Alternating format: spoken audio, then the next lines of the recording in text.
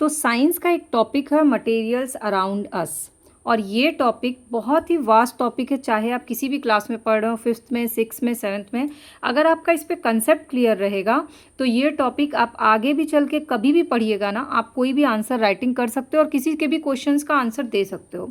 तो आज जो हम पढ़ रहे हैं मटेरियल अराउंड अस, ये क्लास 6 की बुक है और इससे हम क्या क्या कवर करने वाले हैं पहले वो देख लेते हैं। एक तो इससे कवर होगा ऑब्जर्विंग ऑब्जेक्ट अराउंड अस, हमारे चारों तरफ कौन कौन से ऑब्जेक्ट हैं, importance of sorting object into groups, उन ऑब्जेक्ट्स को ग्रुप में बांटने की क्या इंपॉर्टेंस है, grouping of object according to the material, material के अकॉर्डिंग कैसे ऑब्जेक्ट्स को ग्रुपिंग करते हैं, प्रॉपर्टीज ऑफ मटेरियल, मटेरियल की क्या क्या प्रॉपर्टीज होती हैं, मटेरियल बेस्ड ऑन अपीयरेंस, जैसे कि मटेरियल जो है अपीयरेंस के आधार पे बेस्ड होता है, material based on hardness, hard है या सॉफ्ट है इस आधार पे होता है, सॉल्युबल एंड इनसॉल्युबल मटेरियल जो पानी में घुल जाता है और पानी में नहीं घुलता है, लाइट एंड हैवी मटेरियल हल्का और भारी material, material based on transparency आर पार दिख रहा है कि नहीं, what is matter, space and volume.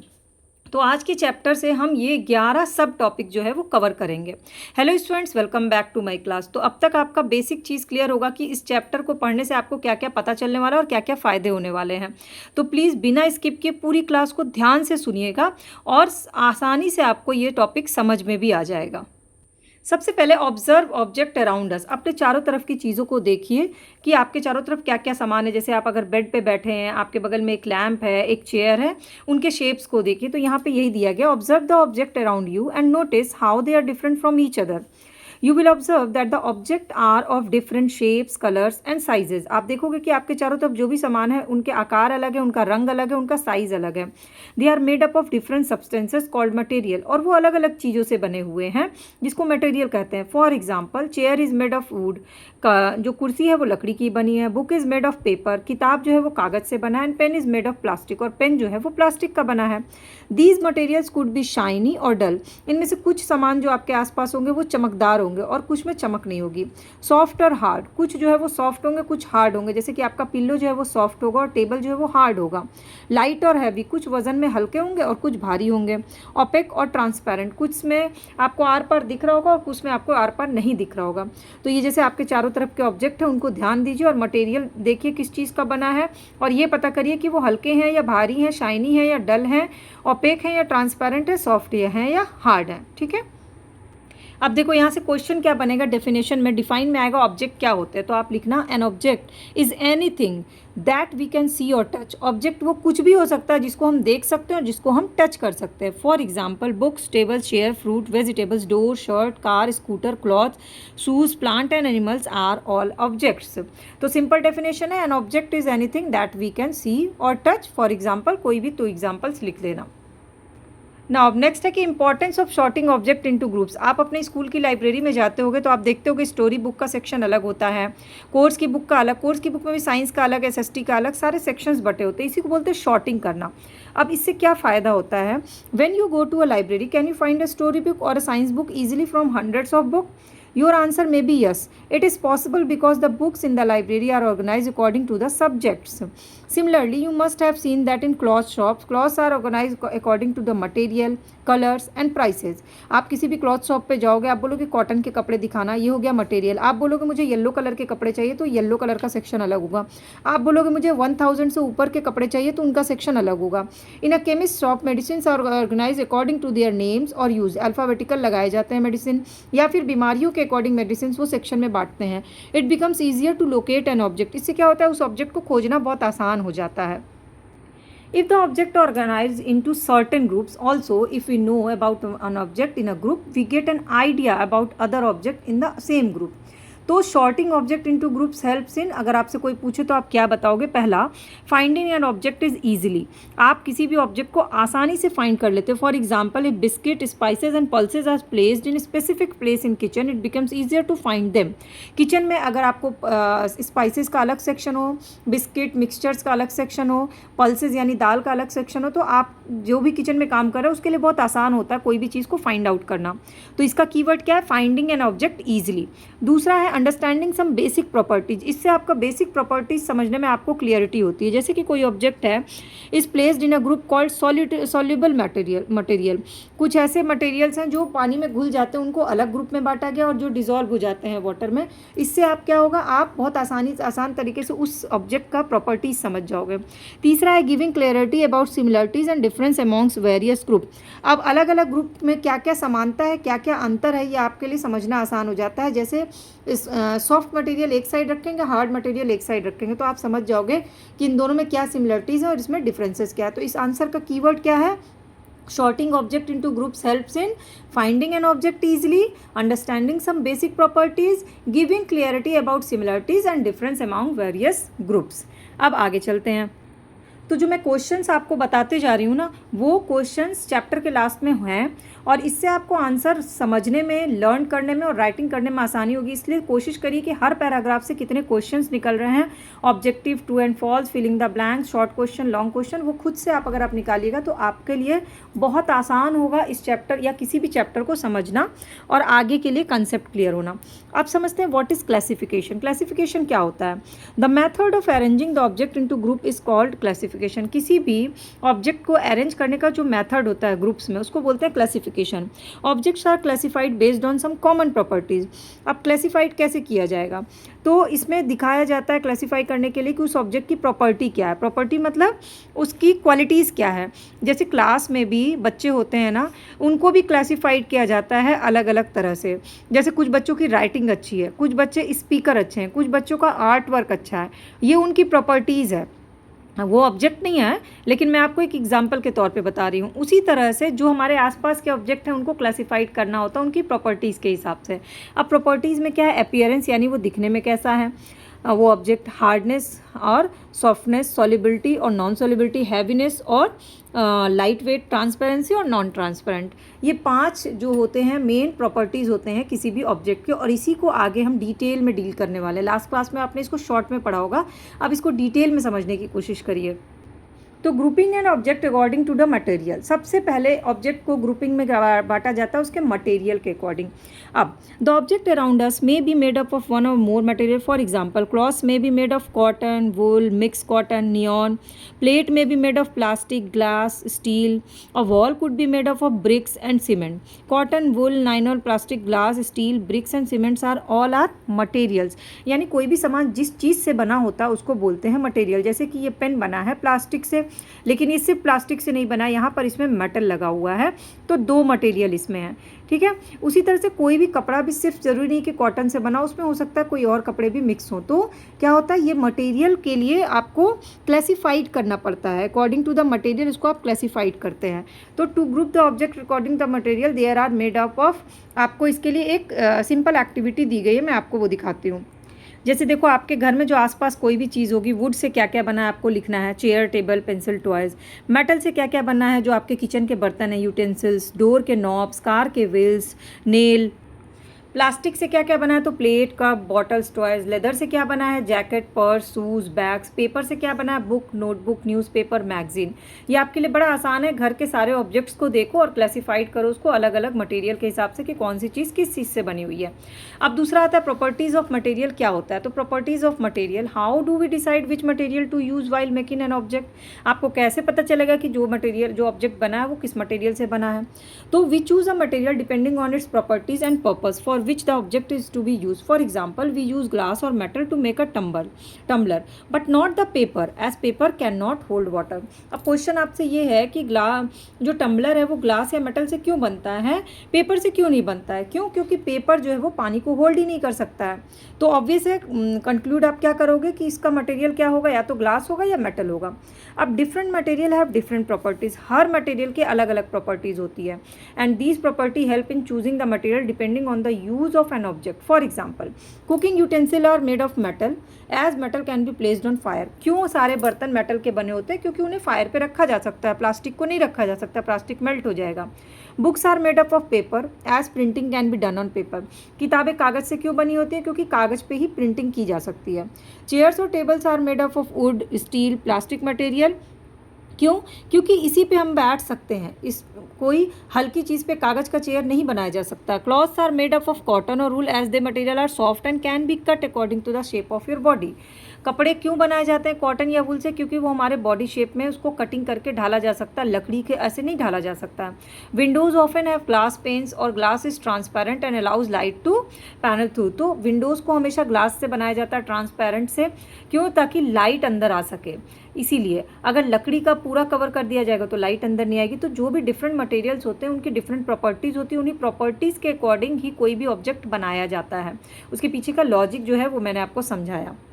अब देखो सेम चीज़ आ गया कि grouping of material according to their properties. तो आप कैसे ग्रुपिंग करोगे प्रॉपर्टीज़ के अकॉर्डिंग? तो पहला है उसका अपीयरेंस। अपीयरेंस मतलब वो दिखने में कैसा है। एक तो शाइन के साथ है, विथ शाइन और विदाउट शाइन। हार्डनेस, वो सॉफ्ट है या हार्ड है। सॉलिबिलिटी, वो सॉलेबल है पानी में या इनसॉलेबल है, पानी में घुलता है या नहीं घुलता है। हैवीनेस, भार में वो कैसा है, लाइट है या हैवी है। और ट्रांसपेरेंसी, दिखने में कैसा है, आर पार दिख रहा है, ट्रांसपेरेंट है, ट्रांसल्यूसेंट है यानी हल्का फुल्का दिख रहा है, या ओपेक है। ये आपके 5 जो है ये प्रॉपर्टीज़ हैं grouping of material according to their properties. अब यहाँ पर एक है, sometimes different material are use to make different part of an object. जैसा कि मैंने इस पेन का बताया कि ये सिर्फ प्लास्टिक से नहीं बचा है। For example, metal is use to make a pen but its handle is made of a special plastic so that it is easier to hold it with hand. आपने देखा होगा आपके किचन में अगर पैन होगा चाय बनाने वाला तो पूरा पैन जो है वो स्टील का होता है, बट हैंडल जो है वो प्लास्टिक होता है। पता है क्यों? क्योंकि मेटल जो है वो फायर से गर्म हो जाता है, और अगर हैंडल भी जो है वो मेटल का होगा तो आप उसको होल्ड ही नहीं कर पाओगे। इसीलिए प्रॉपर्टीज़ के अकॉर्डिंग उसमें प्लास्टिक लगाया गया है, ताकि प्लास्टिक गर्म होगा नहीं तो आप उसको होल्ड करके पैन का यूज़ फायर पे कर सकते हो। Material based on appearance, appearance मतलब दिखने में कैसा है, विथ शाइन और without shine. Observe the material around you and notice if they are shiny और डल। अभी तुरंत आप अपने चारों तरफ देखो और देखो कि उसमें से कौन कौन से मटेरियल हैं जो चमक रहे हैं और कौन कौन से हैं जो नहीं चमक रहे हैं। लाइक आपकी अगर मम्मा ने कोई रिंग पहना हुआ है और वो गोल्ड या सिल्वर का है तो उसमें चमक हो रही होगी। अगर आपके रूम में कोई कुर्सी रखी हुई है प्लास्टिक की या लकड़ी की तो उसमें चमक नहीं होगी, वो डल होगा। मे भी थोड़ा शाइन हो सकता है, क्योंकि शाइन करने के लिए आजकल पेंट भी लगाते हैं। तो शाइनी अपीयरेंस भी, जब जो भी कोई चीज़ चमकदार होती है, we often use the term lustre और चमक।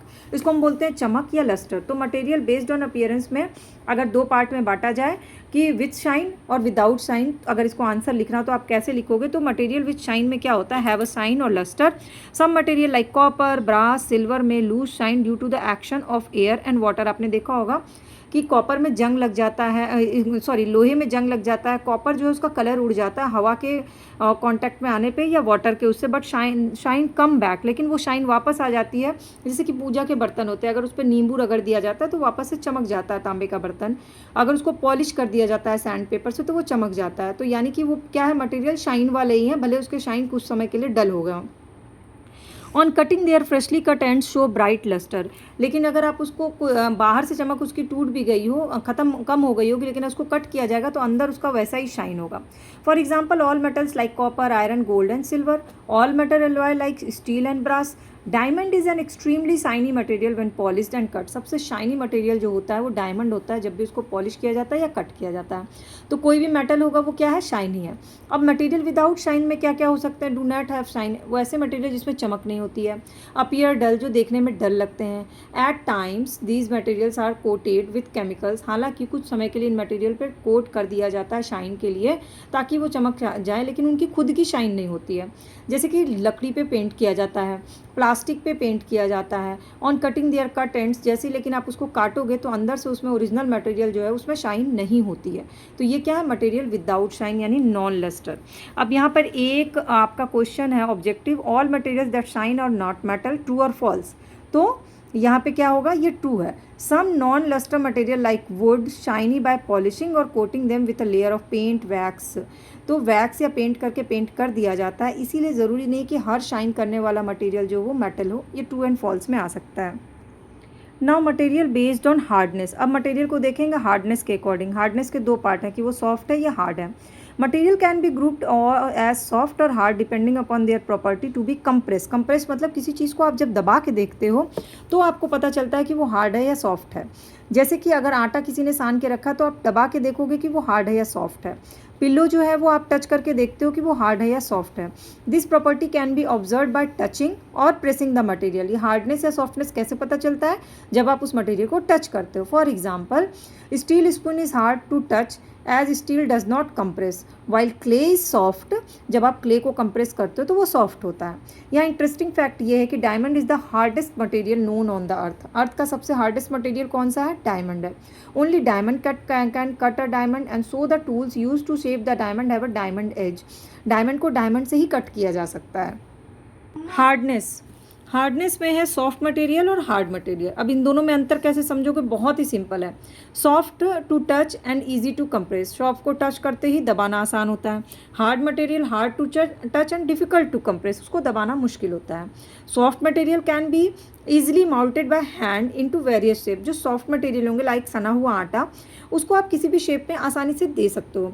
But hard material can not be easily molted. लेकिन जो हार्ड मटेरियल है उनका शेप ईजिली चेंज नहीं कर सकते। जैसे कि आयरन और गोल्ड को हीट करना पड़ता है उसके शेप को चेंज करने के लिए। Being soft these material can be easily scratched. Soft material पे बहुत आसानी से स्क्रैच लग जाता है, जैसे कि स्पॉन्ज है, चॉक है, क्ले है, वैक्स है, कॉटन है, सम टाइप ऑफ प्लास्टिक है।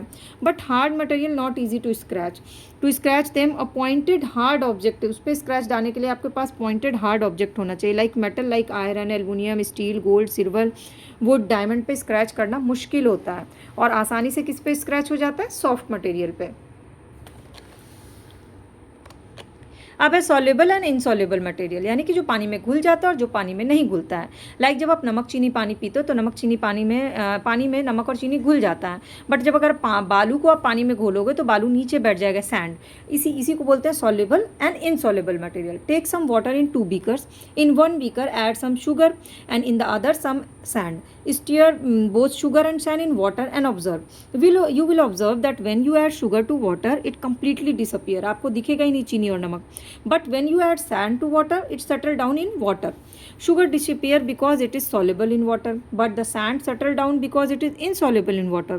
On the basis of solubility of material in water, they are classified as soluble and insoluble matter. तो आपने समझा कि अगर आप बालू को पानी में डालोगे तो बालू नीचे जाके बैठ जाएगा क्योंकि पानी में घुलता नहीं है, और नमक और चीनी घुल के डिसअपियर हो जाएगा क्योंकि वो सॉल्युबल है। Solubility of solids in water. अब इसमें सॉल्युबल और इनसॉल्युबल मटेरियल में अंतर कैसे समझेंगे? सॉल्युबल मटेरियल होता है दे डिसिपियर और डिजॉल्व इन वाटर, जो पानी में घुल जाए या गायब हो जाए उसको बोलते हैं सॉल्युबल मटेरियल। इनसॉल्युबल मटेरियल क्या होते हैं? दे डू नॉट डिसअपियर और dissolve in water. Soluble material क्या होता है? They can not be seen separately in water, आप उनको वाटर में अलग से देख नहीं सकते। जबकि इनसॉल्युबल मटेरियल जो होता है दे सेटल डाउन और फ्लोट, या तो वो पानी में नीचे बैठ जाते हैं या ऊपर तैरते हैं। जैसे कि ऑयल जो है वो पानी में ऊपर तैरता है, can be seen separately. Example क्या है सॉल्युबल का? सॉल्ट, शुगर, पोटेशियम परमैग्नेट, ये ज़रूर याद रखिएगा, potassium परमैग्नेट, crystals and washing soda, ये सब क्या है? सॉल्युबल है। सॉल्ट एंड शुगर तो सबको याद रहता है, लेकिन potassium परमैग्नेट, crystals and washing soda confuse कर सकता है। इनसॉल्युबल मटेरियल में सैंड, डस्ट, चॉक पाउडर को याद रखिएगा क्योंकि कन्फ्यूजन हो जाता है, लोगों को लगता है चॉक पाउडर तो चीनी और नमक की तरह वाइट ही होता है, वो तो घुल जाएगा, बट वो इनसॉल्युबल है। प्लास्टिक, ग्लास, पेपर, वैक्स, ये सारी चीज़ें क्या है? इनसॉल्युबल। अब है miscible and immiscible material. Miscible और इमेजिबल मटेरियल क्या होता है? The terms miscible and immiscible are used for liquid which are soluble और insoluble in water. When you add lemon juice to water, it completely disappear because it is soluble in water. Hence, we can say that lemon juice is miscible in water. But if you put a few drops of mustard oil in water, you can see the mustard oil distinctly floating on top of the water because it is insoluble in water. Hence, mustard oil is immiscible in water. Same वैसा ही है, soluble और insoluble की तरह ही miscible और immiscible materials होते हैं। जो पानी के ऊपर तैरते हैं वो immiscible है, like oil, और जो पानी में मिक्स हो जाते हैं like lemon juice, वो क्या है? miscible है। अब solubility of liquid in water, miscible material क्या है? liquid that are soluble in water, just same चीज़ है। और इमेजिबल है that are insoluble in water. Miscible में क्या है? Liquid mix well and completely disappear in water, same चीज़ है जो पिछला पढ़ा हमने। And liquid do not mix invisible, वो है इनमिजिबल। और मिजिबल में क्या है? Liquid and water appear as one liquid, जैसे कि लेमन जूस और वाटर आपको लगेगा ही नहीं कि इसमें आपने कुछ मिलाया है। जबकि इनमिजिबल मटेरियल में क्या आपको साफ साफ क्लियर कट दिख जाएगा, ट्रांसपेरेंट मस्टर्ड ऑयल जो है वो ऊपर तैर रहा है और पानी नीचे है। अब अगला है लाइट एंड हैवी मटेरियल। कोई भी सामान हल्का है या भारी, जैसे हम बोलते हैं ना ये टेबल बहुत भारी है, मैं नहीं खिसका सकता, ये स्टडी टेबल हल्का है, इसको तो मैं उठा करके किनारे कर दूंगा। ये क्या है? लाइट और heavy material. Drop a piece of wood and an iron लेन इन वाटर एंड ऑब्जर्व। आयरन का एक कील ले लीजिए, उसको पानी में डालिए, आप देखोगे कि वो कील क्या है, फ्लोट करेगा या शिंक हो जाएगा वाटर में। तो जो लोहे की कील होती है ना, iron nail is heavier than water, वो पानी से भारी होती है, और तो क्या होती है, वो नीचे जाके श्रिंक हो जाती है, डूब जाती है। और जो भी मटेरियल जो है वो पानी से हल्का होगा, वो मटेरियल ऊपर तैरेगा। तो lighter material float while heavier material shrink in water. Reason क्या है? मैंने आपको बता दिया कि जो भारी चीज़ है, पानी से भारी जो होगा, हैवियर देन वाटर, वो श्रिंक कर जाएगी, और जो लाइटर देन वाटर होगा वो क्या हो जाएगा? वो फ्लोट करेगा। द लिक्विड ऑल्सो फ्लोट और shrink in water depending on their density. This can be seen This can be seen in liquid that do not dissolve in water. For example, mustard oil float on top of water. If honey is dropped in water, it shrink to the bottom. वहीं पर शहद अगर आप पानी में डालोगे तो नीचे चला जाएगा, बैठ जाएगा, जबकि अगर आप लिक्विड में के रूप में आप ऑयल डालते हो तो मस्टर्ड ऑयल ऊपर तैरता है। अब लाइट और हैवी मटेरियल में अंतर क्या है ये समझ लेते हैं। अभी तक जैसा डिस्क्रिप्शन मैंने आपको दिया, तो लाइट मटेरियल क्या है? Being lighter than water and they float in water. और हैवी मटेरियल क्या है? Being heavier than water and they shrink in water. अंतर समझ गए? जो फ्लोट कर रहा है वो लाइट है, जो श्रिंक कर गया वो हैवी है। This relative density is less than water. इनका डेंसिटी जो है वाटर से कम होता है, लाइट मटेरियल का, और हैवी मटेरियल का डेंसिटी जो है वाटर से ज़्यादा होता है। अब लाइट मटेरियल के कुछ एग्जाम्पल लिख देना, जैसे कि प्लास्टिक, वुड, स्पंज, रबर। और हैवी मटेरियल का example metal, glass, stone, brick. जो ईटा होता है वो भारी होता है पानी से। सिंपल है। तो जब हम ऊपर का डिस्क्रिप्शन पढ़ लेते हैं ना, तो नीचे जब उसका डिफरेंस लिखना होता है तो हमारे लिए बड़ा आसान हो जाता है। अब है material based on transparency. Transparency के लिए 3 तरह के ऑब्जेक्ट होते हैं: transparent, opaque and translucent. When we look through a glass window we can see all the objects and people on the other side clearly, but we can not see anything through a wooden door and get a hazy view through a frosted glass. Discuss in class why this happen. This is because glass is a transparent material while wood and frosted glass are not. मतलब transparency मतलब आपको कितना दिख रहा है, clear दिख रहा है, थोड़ा धुंधला दिख रहा है, या बिल्कुल नहीं दिख रहा है। उस आधार पर 3 पार्ट में बांटा गया है। Transparency is the property of material by which we can see through it clearly. अब on the basis of property materials can be placed into 3 groups. या तो वो ट्रांसपेरेंट होगा, या ओपेक होगा, या ट्रांसलूसेंट होगा। ये पिछली क्लास में भी पढ़ा था हमने, तो इसको एक बार फिर से क्लियर कट समझ लेते हैं। ट्रांसपेरेंट क्या होता है? Material through which we can see clearly. वैसा मटेरियल जिससे हम बिल्कुल आर पार देख सकते हैं, ऐसा शीशा जो होगा। Allow light to pass through them. इस ऑब्वियस है, जब हम पूरी तरह से आर पार देख सकते हैं तो लाइट भी पूरी तरह से आर पार हो जाएगी। Transparent glasses are used in sweets, clothes, jewellery shop, so their goods are clearly visible to customer. ऐसे ट्रांसपेरेंट मटेरियल कहाँ यूज़ होते हैं? दुकानों में यूज़ होते हैं, ताकि कस्टमर्स को बाहर से सारा चीज़ क्लियर दिख जाए। Example: glass, water, clear water, plastic sheet, air and alcohol. अब ओपेक ऑब्जेक्ट क्या होता है? Material are the ones through which one can not see at all. Opaque object वो होते हैं जिनसे हमें बिल्कुल भी नहीं दिखता है। Do not allow the light to pass. 1% भी लाइट इससे पास नहीं हो सकती है। Opaque materials are use for doors and buildings of house so that the people living in side are not visible. घर के दरवाजों में इसका इस्तेमाल किया जाता है। फॉर एग्जाम्पल क्या है? वुड है, मेटल्स हैं, एल्युमिनियम शीट है, मैनी टाइप्स ऑफ प्लास्टिक है, ये सब ओपेक है। अब आता है ट्रांसल्यूसेंट। ट्रांसल्यूसेंट ऐसा मटेरियल होता है जिस we can see clearly, one can not see clearly, जिसमें हमें साफ साफ नहीं दिखता है, धुंधला दिखता है, बट दिखता है। Allow only some amount of water light. इससे हमें लाइट जो है थोड़ी सी ही पास होती है। Translucent glasses are used in doctor room. Doctors के रूम में इसी को यूज़ किया जाता है ताकि हल्का सा धुंधला सा बाहर से दिखे। और होटल्स की खिड़की पे ये यूज़ किया जाता है। ये होते हैं फाइबर ग्लास, जैसे कि butter paper, tissue paper, muddy water. इसमें ये सब क्या है? ट्रांसल्यूसेंट है, जिससे आपको हल्का फुल्का आर पार दिखता है, जिससे हल्की फुल्की लाइट क्रॉस होती है। What is matter? There are too many things in nature around us like sun, moon, stars, rocks, soil, plants and animals. How do we know which one of these matter और which one is not? अब हमें अभी तक हमने material पढ़ा, अब हमें मामला समझना है कि मैटर क्या होता है।